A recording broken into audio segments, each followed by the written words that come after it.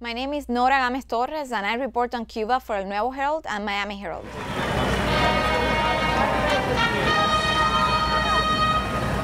And we lived through a week of intense moments in the history of relations between the US and Cuba.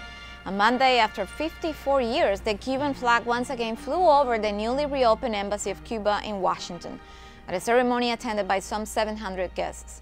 July 20th will be remembered as the day the United States and Cuba formally reestablished diplomatic relations. Still to come, the American flag flying over the U.S. Embassy in Havana. Secretary of State John Kerry is scheduled to travel to Havana on August 14. Kerry's travel day was announced during a joint press conference in Washington with Cuban Foreign Affairs Minister Bruno Rodriguez at the headquarters of the U.S. State Department. The last time a high-ranking Cuban diplomat had been at State Department was 1958. At the press briefing was activist Rosa Maria Payá, daughter of the deceased dissident Osvaldo Payá. She was asked by a State Department official to refrain from asking questions or she would be removed from the room.